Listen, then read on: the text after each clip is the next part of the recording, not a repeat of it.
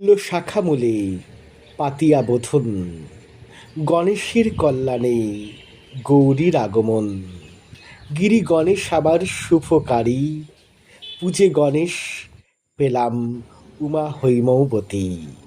ষষ্ঠাধি কল্পারম্ভে, কাত্যায়নী কল্পারম্ভে যখন দেবী দুর্গার বোধন, আমরা ঠিক সেই দিন এসে উপস্থিত হয়েছি কদমতলা কালচারাল ইউনিটের দুর্গা অঙ্গনে। গুটি গুটি পায়ে কদমতলা কালচারাল ইউনিট পার করেছে 50টি বছর।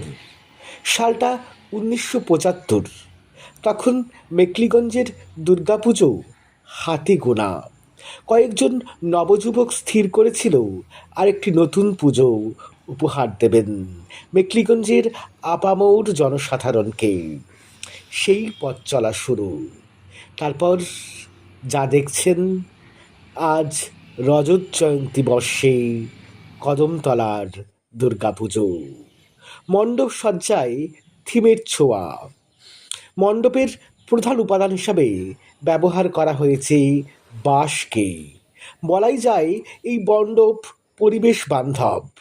বাঁশের ঝুড়ি, বাঁশের বিভিন্ন অংশ দিয়ে মণ্ডপ তৈরি হয়েছে এবং যে আলোকসজ্জার বিন্যাস করা হয়েছে তা দর্শকদের মন কেড়ে নেবে। প্রতিমা কৃষ্ণবর্ণ, সাঁওতাল রমণীর সাজে এবার কদমতলার দুর্গা অঙ্গনে এসেছেন দশপ্রহরণধারিণী। পাশেই রয়েছে ছোট্ট একটি মূর্তি।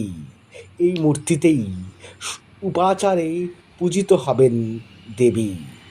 এবারও প্রতি বছরের মতো বহু পুণ্যার্থী ও দর্শনার্থীদের ভিড় নামবে কদমতলা কালচারাল ইউনিটে। যাদের শ্রমসাধ্য পরিশ্রম এই অভিনব শিল্পকলাকে রূপায়িত করেছে, তাদেরকে যেমন ধন্যবাদ কদমতলা কালচারাল ইউনিটের সকল সভ্যবৃন্দ ও শুভানুধ্যায়ীকে।